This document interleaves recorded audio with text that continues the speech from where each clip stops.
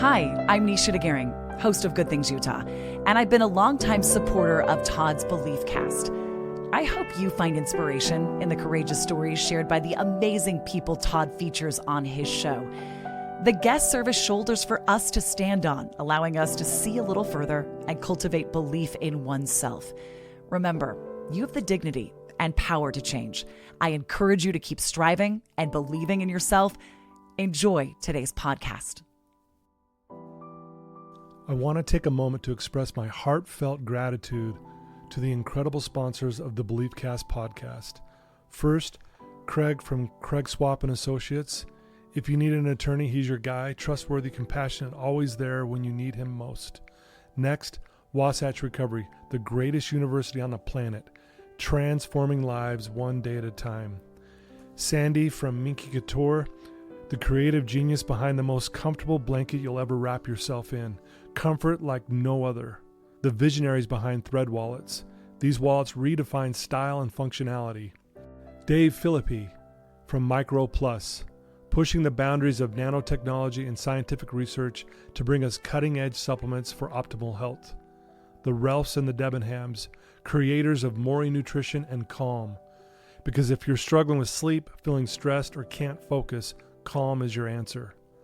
Special thanks to the award-winning pianist Paul Cardall for his beautiful music that brings inspiration to every episode. And finally, Gabb Wireless, letting kids be kids and giving parents the peace of mind they deserve. Right now, Gabb is offering $25 off any device to new customers with no contract required.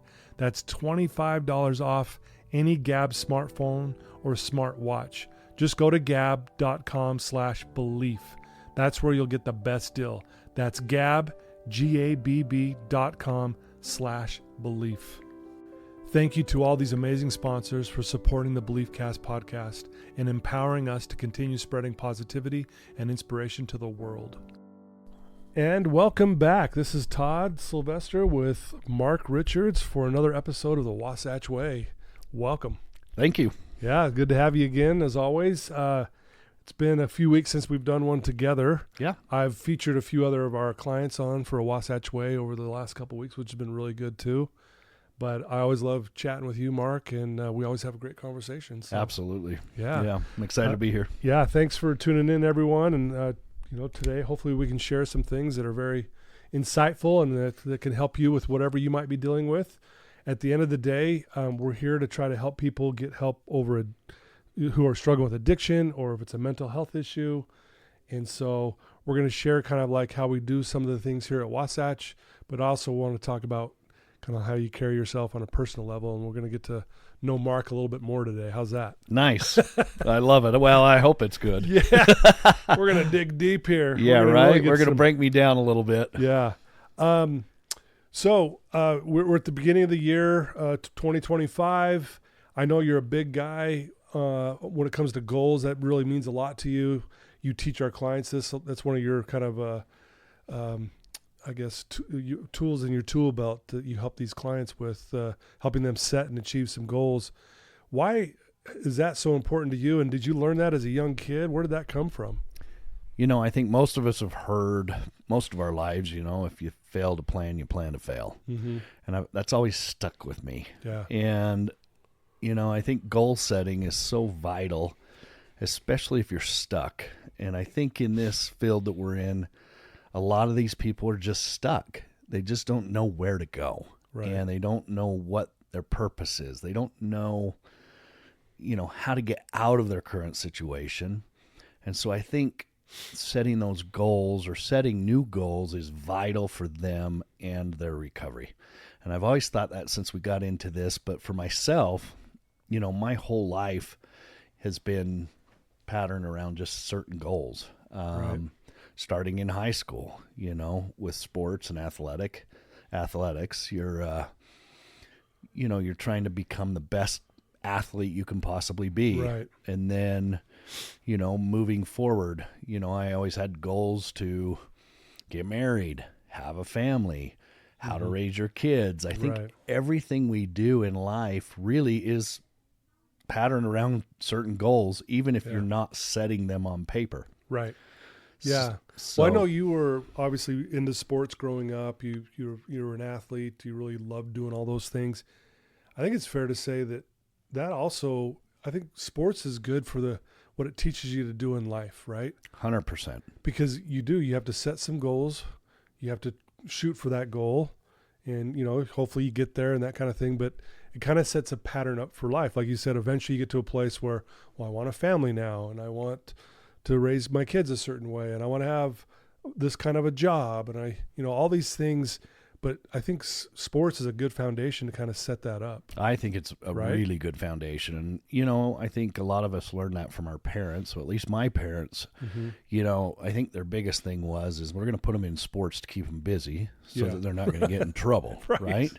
And then as you grow through that process and you're young and you're just playing whatever sport it is because your parents threw you into it, now all of a sudden you learn how to be a teammate, and you learn how to have some discipline, and you learn competitiveness and ambition almost in a sense, because then your competitive juices kick in, and now I want to be the best at what I do. And some people don't do that, but I think for the majority of people who are competing in a particular sport, that just becomes part of you, and that can translate so quickly into life, in my opinion. Yeah, no, I love that. My girls, they were on the drill team and the dance company team, and to watch what they had to go through. Yes, we did it because it kept them busy, but the skills they learned for life, like I watch it now, watching my oldest daughter raise her 3 kids. Right. And I look at how she conducted herself on the drill team and how hard they worked. Oh, how it's translating in her being a better mom, honestly. Oh, I think you're 100% right. Yeah, I mean, I had the same thing. I had 3 girls who did the exact same thing. Right. And I mean, I always thought that football was hard and basketball was hard. And then I watched these girls wake up at 4:30 every morning and go in and practice for 2 hours before school every day, and for then practice drill. after school. And then practice after in the school. same day. Yeah. And then they got to go compete.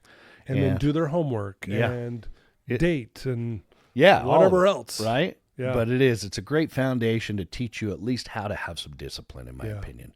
And I love that. So when it comes to goals, I love to set a daily goal every day. I love to wake up and go, okay, what am I going to achieve today? And then I usually write a list of what I want to achieve for that day, and those are just simple goals. Yeah. I think a lot of people think that a list isn't really a goal, it's just a to-do list, but if you really think about it, that is a goal.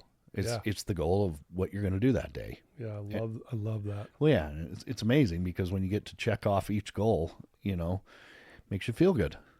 I love that. Okay. Well, I've got a couple things I want to talk about this quote when it comes to goals, but I also want to talk about the discipline piece. But first, I want to share this quote with you, or this statement, I guess, and I want to get your thoughts on this. It goes like this: stop obsessing over your goals and instead focus on building the recurring daily habits that will help you achieve them. Consistent habits lay the foundation for long-term success. And I know you agree with that, but I'd love to hear your thoughts, because yes, we should have a goal and a vision in mind, but there's all these daily things that we should probably be more focused on. Goes back to the discipline we're going to talk about here in a minute. Well, I love that quote, because when you set a goal, I always learned, and what I teach a lot of our residents is you could throw the goal out there as far as you want, as close as you want, but if you don't map out that goal, you're never going to achieve the goal. And that's where I think that statement comes in so clearly, is if you don't have consistency and some discipline to map the goal out. So if you don't have a way to get to that goal, it's going to be a dangling carrot. It's just going to dangle out there. You're going to see it. You really want it, but you don't know how you're going to get there. Right. So in order to gain, what you need to do to get to that goal, that's where that discipline comes in. Yeah. And discipline, in my opinion, is consistency. Right. Consistency is so difficult for all of us, really. I mean, I can't say that I'm the most consistent person, but I do think I'm pretty consistent in some areas. Yeah. And, I can always be better, and I think everybody can be better. But if you're consistent and you put some focus into that goal. And I always tell my residents, if you set the goal, that's the what in the goal. Mm-hmm. What's your goal? Yeah.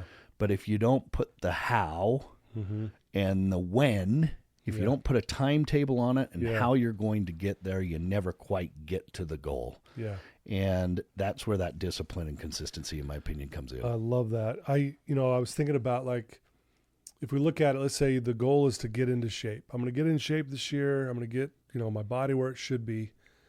So there's the goal. But in order to do that, I'm going to have to get up early. Right. Because I got to work out before work, because I will not probably work out after work because I'll be tired after work. And so I need to get there in the morning, which means I have to get to bed a little earlier because, it's these little habits. So I got to get to bed earlier and wake up earlier. So, and there's that in itself. Right. So there's your tough. How. Yeah. How are you going to get to it? Yeah. And then if I add to that, how many days do you want to work out to get in shape? Right. Am I going to work out Monday, Wednesday, Friday, or am I going to work out every day of the week? Yeah. And then that's your when, so you got the how and the when in addition to the what the goal is. Yeah. And that's what I love, because now okay, this is what I'm going to do. Yeah. This is the map that's going to get me to that goal. Yeah. And everyone, I think, also understands consistency. Like, when we were little kids, when we were learning the ABCs, we consistently sang them in class and at home over and over. And the more consistent, the quicker we learned them. Right. To the point where it became this habit. Now it's just a part of us. All of us can still sing the ABC song, right? Right. And so consistency, I think we all understand the power of that. And we see it also here at Wasatch Recovery with our clients. Oh, yeah. And really what we see is a lack of consistency, lack of discipline, and they have no goal, or if they do have one, they don't understand the why or the when or the how. Yeah. Right? Yeah. And really it creates chaos in their minds. Yep. It's funny because you see so many people come in here and they have different personality traits. And, we have antisocials, and we have people who are shy, and we have people that are very aggressive, and we have all these different personalities, but they're all lacking in consistency, in my opinion, for sure. and that discipline. Yeah. It just that, and it seems so simple, and it is, but it's not always easy to be consistent. And that's what we say. Recovery in and of itself is simple. It's just not easy. It's hard. Right. And really what they're doing is they've consistently been doing the wrong thing. So they've been consistent in something, but it's not the right thing. Right. Correct? I totally Don't we agree. see that? Totally agree 100%. Yeah. And I love when we see our clients when they make that turn, that shift, and they have new daily habits. They're consistent with them. They're starting to smile. They've got some energy. It's amazing how just those little things start to transform them. Oh, it's amazing. Right. And I love, but there's different opinions on how long it takes to create new habits. Mm-hmm. Everybody's got their opinion. It takes 2 weeks of consistency, or Right. it takes 4 weeks of consistency. And I think in our industry, it takes probably 6 or 8 weeks to start creating a new habit, because these people have been living in this chaos for so long. So long. And I think the problem with a lot of treatment centers is they're letting people go too quickly before they can learn how to have consistency in their life. Yeah, in a good way. They've been using for 10 years. They come to a treatment center for 30 days and they think their life is going to change. Right? I mean, no. No, we know that. They feel good. Yeah. And they have no intention to go out and relapse, ever. But they haven't built that force up. Yeah, there's no foundation there. None. They have no skills. And that's one of my biggest things. If there's one critique that I have in our industry, it's that. Yeah. People let people go too soon before they can create the new habit and the consistency to be able to succeed in this area. I've heard it. There's this thing called the 2190 rule, where roughly it takes about 21 days to create or break a habit, 90 days to create a lifestyle. I believe that too. So if you basically what that's saying is if you can stick with something for 90 days, roughly, right? Give or take it, we're all different. I know that. but it really starts to be a part of you. Like it took us 90 days to probably have the ABCs go from short-term memory to our long-term memory. Right. To tie our shoe, we did it well past 90 days. Now we don't have to think about it. We can just tie our shoe, being honest, right? I know that sounds, if you were honest for 90 days, I guarantee it'll become a part of you. Yeah. If we lie all the time and we're lying consistently, we've done it well past 90 days. It's just what we do. Yeah. We just lie all the time. And believe it or not, so many people that can't tell the truth, they want to tell the truth. They just don't know how. Yeah, because they've been so used to doing the wrong thing consistently. Yeah. Yeah. And I do. I think it's amazing to watch. But I agree with you 100% because when we get our long-term people, especially in a residential situation where they're full-time, you can see that change within that 90 days. You can. So amazing. Yeah. I love it. Okay. Yeah. So I have a quote for you here, a statement, and I want to hear your thoughts on this. Okay. It's kind of long. I love it. But I'll read it slow. Here we go. Everybody says discipline is so important, but they never want to tell you why. I'll tell you why discipline is so important. It is the strongest form of self-love. It's ignoring something you want right now for something better later on. Discipline reveals the commitment you have to your dreams, especially on the days where you don't want to. The future you is depending on the current you to keep the promises you made to yourself yesterday. Gosh. Right? Yeah. So let's break that down. I know it's a lot there. No, it's good. It's the strongest form of self-love, discipline. Do you agree with that? I do agree with that. So I think you talk a lot with our residents about the difference between motivation and discipline. Yes. Discipline is because you want to do it, right? Correct me if I'm wrong. Motivation is something's, you're trying to get something or something's out there that you're trying to get to force you to do what you need to do. Right. And the discipline side of that is, no, I'm just going to do it because I'm supposed to do it. Yeah. And I think that right there, discipline, that's why discipline's so difficult, is because, in my opinion, most discipline is hard. Yes. You're doing exactly what that quote says. You're doing things that you don't always want to do in order to achieve what you may not get to if you don't do the hard things. It's hard for me to explain. Yeah. So, I know what you're saying. If I watch the most successful people in the world, I love to read books on successful people. Right. And it is amazing. The discipline. I'm going to use you as an example, Todd. You wake up every day early in the morning. Mm-hmm. You do your hour of power. You do your workout. You do things that before 9 o'clock, you do what more than what most people in this world do in a full day. Mm-hmm.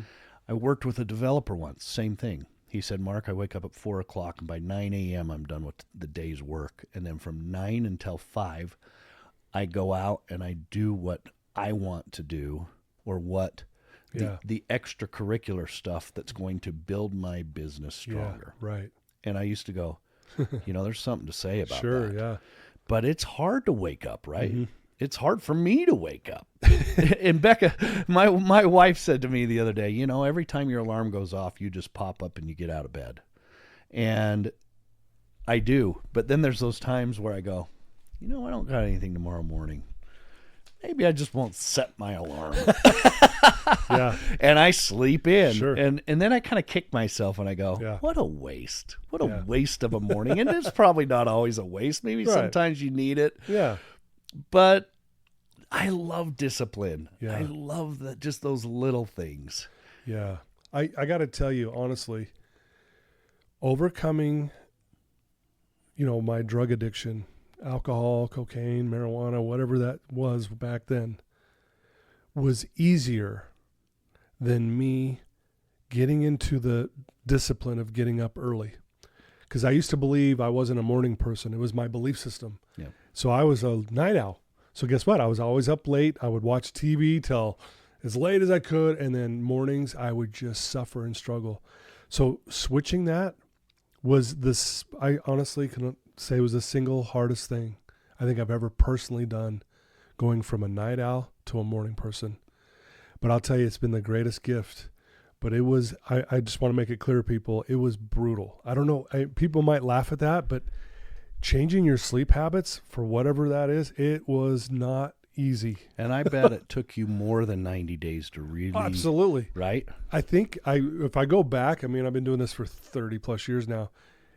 It probably took me that first year, a year. Before you really loved doing it. Before I hated it. Yeah. But my mentor at the time, Rich Saunders, was saying, no, get up early. This is important. And I'm like, I know it is. And I would try and then I would fail. And it was just, again, I was consistently failing at it, but I kept trying. Yeah. And I would set my alarm. Yep. I'd set it across the room. So I had to get up, turn it off. I do that same thing. I put it on the other side of the room so it forces me to get up and actually turn it off. I do all kinds of hacks. I'd put I'd put Altoids on my alarm clock, and I would chew like 4 or 5 of them as soon as the alarm would go off, and you burn in your nose and your throat and your mouth. I love it. And I'm like, can't go to bed now. I love it. Right? But I would find a way. Yeah. Anyway, I'm sharing this with the listeners because, again, the discipline is what eventually overcame that really difficult thing for me. I just stayed consistent. I kept trying. I didn't give up. And there was times where I'm like, I'm just a night owl. Again, I was just convinced that's why I can't change. Right. But that was a belief system. Right. And boy, it was entrenched. So anyway, but I agree. Isn't it fair to say, like, when we put ourselves through something hard, it says right here, it's the strongest form of self-love. You're telling yourself you care enough. I got up early to work out because I care about me. And then when I follow through with that, I do feel some love for myself. 100%. Right? 100%. Yeah. There's nothing. It's funny. So when you get out of a habit, for example, I used to ski 50 times a year. Right. I'll go up skiing with my daughter now. Without fail, every time at the end of the day, I go, why don't I do this more? Yeah. And it kind of kicks me in the butt. And I go, I'm out of that habit. Yeah, you are. Yeah. Or if I go work out and I haven't been consistent, right after the workout, I go, gosh, why don't I do this every day? Yeah, because you feel so good, right? Right? You feel so good. Yeah. And then the next day it's hard again. And so you got to force yourself to do it, but it's not easy. Yeah. I love that. Yeah. So I got a few other things I want to run past you here, Mark. I love it. I've got a whole bunch, but I want to make sure I get the ones that are, I mean, some of these are pretty simple, but I love it. This is by Marcus Aurelius. Fate is what you are given. Destiny is what you make of it. Isn't that beautiful? I love it. You know, fate, for those listening who may like, well, what does that exactly mean? It's like, you know, if I grow up in a single parent home, that is my fate because I'm in a single parent home. There it is. Well, destiny is, what do I make of it? Do I play victim to it and use that to blow up my life and excuses, which again, no one teaches this stuff, which is unfortunately sad because sometimes we're led down that road. We don't even realize we're going down it. Right. But when you have a mentor or someone that can tell us, well, no, you can change this. What do you want to make of it? What would you really want? Yeah. I don't know. No, I love that. I often hear, oh, this is just my destiny. Yeah. And I'm like, no, it's not. No. You have control of your destiny. So many people believe that, it just is what it is. I'm going to be poor my whole life because my family was poor. No, you can break away from that. Yeah. Yes, it's difficult. There's no doubt. You grow up in a house that full of drug addicts, it's tough to break away. Yeah. But I know that you and I can attest by people that have come through here. Yep. It's amazing when somebody does break away, and then to see the results that happen when they do break that cycle. Yep. All of a sudden other people want to follow who have been in that situation. I mean, it's amazing. I could name names of a whole family for sure right now. Yeah. That the son took the step, then the mom took the step, then the uncle took the step. Yep. And it's just amazing to see Spread what through the happens. family, Yeah, it's amazing. Well, and I think it shows that if you if you want, let's say you're a parent and you want your kids to be living a certain way. Well, I got to get myself where I should be first, and then I can be in a position to show them the way, right? And we see that with our clients here who they have kids. Yeah. Like I was meeting with someone this morning where they were like, I've got my kids are struggling with alcohol just like I've been, and I don't want them to be doing that. And I looked at this person and I said, you have to get yourself right first. Then you're in a position to look at them and say, hey, this isn't the way. I know I had my struggles, but look what I've done, right? It gives them oh, okay, this person's doing it, or my mom or dad's doing this. Maybe I can. Well, and I think just that exact example, if you're drinking a beer and telling your kid not to drink, there's very little power in that. If you used to drink beer all the time and now you're drinking a Diet Coke, yeah, and your kid sees that, now that becomes a powerful statement, whereas before it was not. There's no power to that statement. Yeah, I saw, my dad changed, maybe I can. And yeah. Now I'll actually maybe listen to what he's saying. Right? Yeah. I mean, it becomes powerful to be able to say, hey, I know what you're going through. Yeah. I know this, and use that power and that wisdom and knowledge that you had before. It's not the fact that you used to drink and that you were a drunk. It doesn't matter at that point. It's what you've learned, and where you're at that moment is how you can teach that person that you're talking to. What are you doing now? Yeah, what are you doing now? Yeah. So many people shame themselves for way too long. And I always say that to people, well, I never knew you then, and I respect the crap out of you right now. Yeah. Look at you. You're doing the hardest thing in this whole world. Yep. And I think, again, it goes back to that belief system that you always talk about. Yeah. It's so hard for them to believe that because they were that at one time, that it won't have that effect that we're talking about until you actually try it. Yeah. So for those listening, whatever, fate you've been dealt, your destiny is how you make of it. You get to do whatever you want with it. I love that. And if you need to make a change, here's your challenge. Do it now. Yeah. Get out there and make it different. Right. Right. Rise above. Rise above it. You can do it. Yeah. So I love that. Okay. Another quote. This is by Bruce Lee. This is a beautiful one. And it starts off by saying, because you might as well be dead. Seriously, if you always put limits on what you can do physically or anything else, it'll spread over into the rest of your life. It will spread into your work, into your morality, into your entire being. There are no limits. There are only plateaus. But you must not stay there. You must go beyond them. If it kills you, it kills you. A man must constantly exceed his level. Gosh.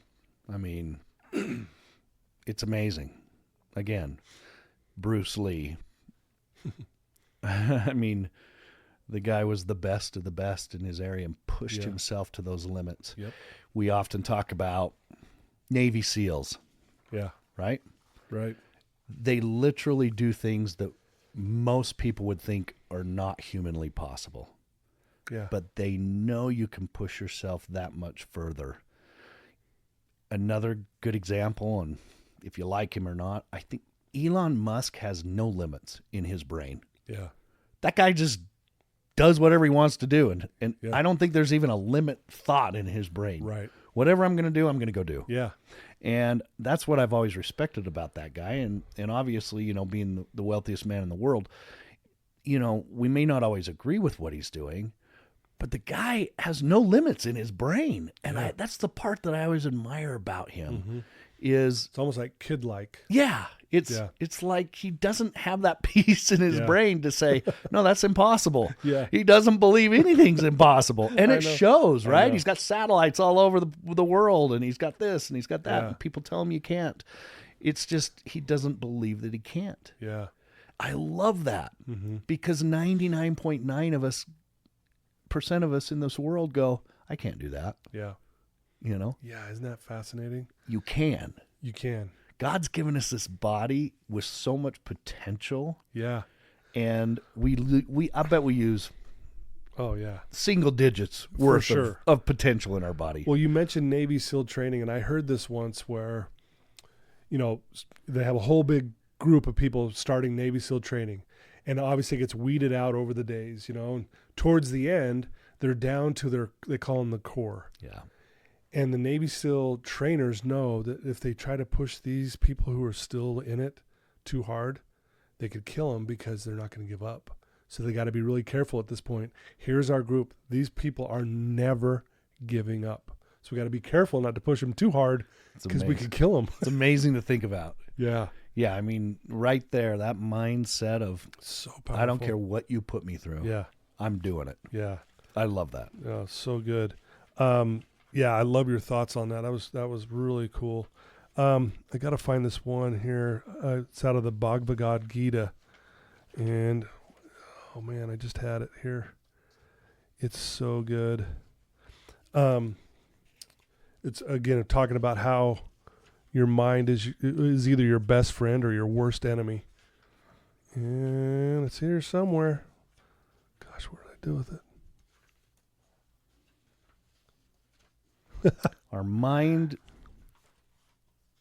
Sorry, folks. is our Oh, worst. here we go. There we go. Yeah. And again, basically, here's what is the Bhagavad Gita. For the one who has conquered the mind is the best of friends. But for the one who has failed to do so, the mind will be his greatest enemy. So I think, again, I'm going to give you some credit here. You teach mindset. You teach belief systems. Mm-hmm. Belief systems. Yeah. Our bodies can handle a lot. It's been proven. Yeah. We know it. The weakness or the strength comes in the brain. Yep. It's what we believe. Totally. If we believe we can do it, we can do it. If we don't believe we can do it, we definitely can't do it. Yeah. And that is, and you hear that from everybody who's successful in whatever field they're successful in. They will always say the belief system. Yeah. The belief system. Yep. If you don't believe, you're going to struggle. If you believe you can do it, you're going to do it. You'll find a way to do it. Yeah. If you believe you can do it, you can do it. Yeah. And I love that. Yeah. Because that is the hardest thing in this world, is to really believe I can do that. Yeah. I can go do that. Yeah. And it takes a lot of work It does. to get there once you believe it. And it's not just the belief, but if you don't have the belief, you'll never get there. Well, yeah. And it comes down to what this says. We have to conquer the mind. Because our mind really it's got thoughts going in and out of it all day long, millions of times a day, right? If we don't learn to control that or conquer it, it takes over. We hear it all the time with our clients here. It's like, I can't stop my mind from racing and thinking these obsessive thoughts here and this and that. That's their problem. I always say, you don't have a drinking or a drug problem. You have a thinking problem. Yep. So you're here to change the way you think. Right. And you do that, you change your life. Well, and we see it a lot with the people in our facility who have major trauma, right? Yeah. They've had some major trauma in their past, and it's just destroyed that belief system. Yes. And again, it's one of the most amazing things I see here at Wasatch is when you can see when somebody's belief system starts to change. Yeah. Yep. It's like the light turns on and they start going, okay. Yeah. I think I can do this. And then a couple weeks later, you know what? I know I can do this. Yeah. And that belief system, and then all of a sudden, the whole aura of that person changes. I mean, it's evident. Every time I look, I go, you look different. Yeah. And I think it's really because their mind says, I can do this. I'm doing this. Yeah. It's amazing. It is amazing. It really is. And I love that someone taught it to me. Because to be honest with you, when I was, again, in the height of my addiction, if you will, or just life in general, struggling, I had this belief system that life was impossible. This is just who I am. I'm a weakling. I look funny. I'll never make it. You know, everyone's successful but me. I mean, these horrible belief systems. And thankfully, someone showed me the way. Right. And that's why we need places like a Wasatch Recovery, or, I mean, there's great treatment centers out there and great therapists and life coaches all over the place. And mentors, that's why we need that in our lives, for someone to go, hey, you're thinking incorrectly here. Right. Let me point you in the right direction. Well, anybody who's heard my story knows that I was very skeptical, had no belief system that I could work in this field. Right. I just didn't. Yeah. I had this thought process that I can't work with addicts. I'm not an addict. And I can't work with an addict. Mm-hmm. I'm not like those people. I'm this, I'm that. Thankfully, I had an aneurysm, and it gave me some gratitude and some empathy for life. Yeah. But really, ultimately, as we've grown Wasatch over the last 14 years, you, Tina, Kirk, Corey, you guys are the ones that have created my belief systems in me. And then I got to give a lot of credit to the residents. Yeah. The residents, to see the residents actually go through this hard process and to see the success. Everybody, not everybody, but a lot of people will ask me, does it get you down? Does it take its toll on you? And I always go, no. Yeah. It's the most uplifting, yeah, most amazing thing I've ever seen. For sure. Yes, there are those couple circumstances that stink. Yeah, you know, we lose sure. people from time to time that have come through our program in the past, and we hear about it. Yeah, that's no fun to hear. But I'll tell you, that's what changed my whole belief system, is these people can do this. And I think we have way more success than we do failures, honestly. You and I both. I don't think we talk enough about that. I think everyone talks about, oh, this person passed or this. And I get that. You're right. It's heavy stuff. But guys, we do some really good work here. We got the best therapists. We have a great program. It is amazing that we challenge these guys on such a level. Like I often say, and they will say this too, everyone needs this.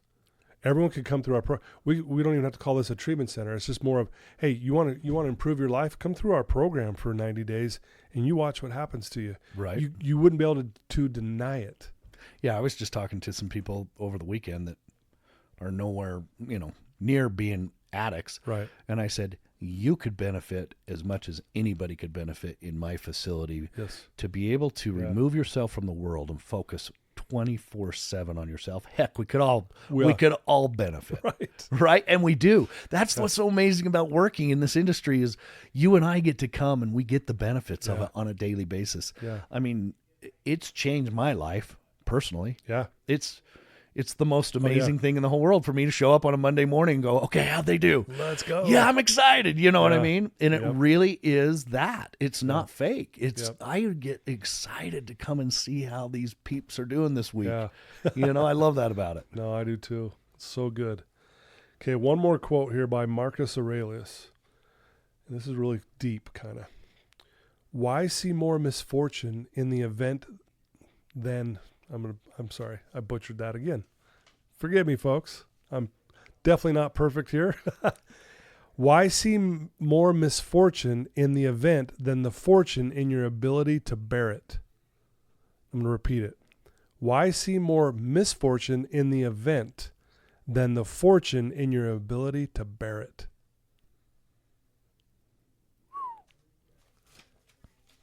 Pretty deep. So I think what I get from this, Mark, honestly, and I'm guilty of this, when an event happens or a circumstance, we see all the misfortune and we focus on that.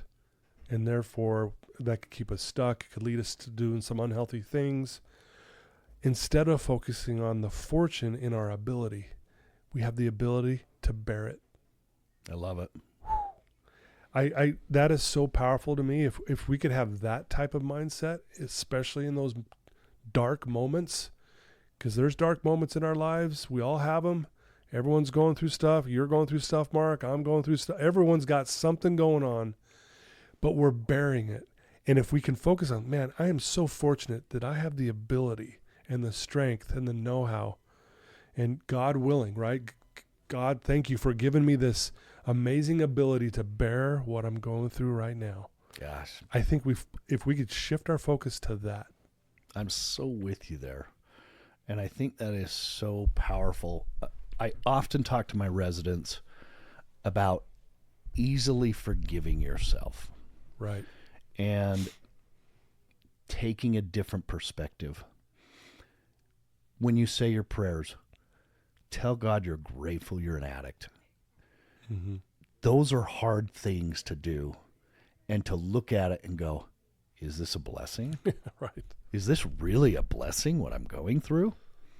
But if you look at it from a different perspective, the knowledge, the wisdom, the tenacity it takes to stay in your addiction are all some of the most amazing traits that you've developed through this hard process and this hard trial, that all of a sudden, bam, Yep. if you can channel that, Yeah. and man, you can just, Yep. I love that. Yeah. A little vitamin G, a little gratitude, right? Right? Just a little bit of gratitude. But it's hard to have gratitude when you're losing your family and you're losing your kids and you're losing these things, and you're going, what do you mean have gratitude? Yeah. But if you look at it from a different angle and go, oh my gosh, Yeah. I have a lot of knowledge, and I have survival skills, and I have all these different things that I've gained through this hard process. Again, we go back to what we were saying. Now, if you can live in a different manner, Yeah. think of the advice and what you can give to all those people, including your kids and your sure. family and all those, Yeah. individuals. Yeah. I mean, what an amazing thing. Yeah. And all of a sudden you look back and go, that was a good, Yeah. I wouldn't trade that for the world. I hear that all the time. Yep. I wouldn't trade it for the world. Yeah. But that takes a minute to get there. It takes a minute. Yeah. I tell the clients on day one, your addiction, your adversity is the wake-up call to your greatness. You may not see it right now, but you will see it. And when you see it, you'll be like, oh, yeah, that was the wake-up call. Because everyone's great. You just don't see it yet. Right? That's really what we believe and what we're teaching our clients. And so 100%. good stuff. Everybody who walks in this facility is a human being. Mm-hmm. And I was talking to some kids yesterday, and I said, I've got 2 guys that are working for me right now that were in prison for years and years, and they get out and they find themselves, and then their belief system changes. Mm-hmm. And the next thing you know, they're some of the greatest human beings I know, some of the hardest workers I've ever seen. Yeah. And I go, it's in there. Yep. It's in all of us. Oh, yeah. It doesn't matter where you've been or what you've done. For sure. Again, that goes back to that circumstance situation that we were talking about. Yep. Or they decided to change their destiny because they thought their fate was, I'm gonna die in jail. Yep. No, they're like, no, I'm gonna change this Gonna destiny. do something, I'm gonna yeah. do something different. I love that. It's I powerful. just do. It's powerful. Powerful stuff. Well, as always, a wonderful conversation. I appreciate you taking some time and sharing your thoughts on these quotes. I think that was a really powerful thing that we talked about today, and I'm sure those listening really can take some really good things away from this that will help them in their everyday life. I agree, Todd. I love you. I love what you do. I love how you do it. I love what we do here at Wasatch. Yeah. People can recover. Yes. And we're huge believers in that. Yep. And we will never stray from that. Yep. You can be recovered. And Yep. that's one of my most favorite things that we talk about. Yep. I love if you look at the word recovered, in the middle of it says over. I love that It's too. over. It's over. It can be over. And I know that's almost even taboo in the recovery world to say that, but no, we believe that and we see it time and time again. So we will not apologize for saying that, honestly. If someone wants to reach out to you, Mark, and maybe they want to take a tour of Wasatch Recovery and learn more about our program and get to meet you, what would be the best way for them to do that? Anytime you can call our main number. It's 801-901-0024, and that'll ring to a couple of us. And then if you want to call me direct, my number is 801-898-7778.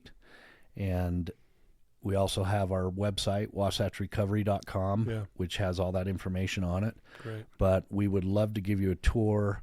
We'd love to meet with you anytime, any place, and any way we can help, we'd love to help, even if you just have questions. So feel free to call anytime. Great. And please do call, because Mark will get back to you. If he misses your call, he will. I promise you he gets back. And we would love to have you. And if you have a loved one who's struggling with addiction and you're not sure what to do with them, reach out to us. And if we're not the fit, we'll find one for you. So there's all kinds of resources we'll help you get in touch with. So love you guys. Thanks for tuning in week after week. You guys are the best. We couldn't do this without you. And Mark, thanks for what you do here. Thanks for providing this amazing facility and the energy and just the tone you bring to this place. We love you, and thanks for all you do, and I'm grateful to work for you. Thanks, Todd. Vice versa. I just love you. Thanks for everything you do. You're an amazing human being. You change lives every day. Thanks, brother. There you go, guys. Till next time, take care.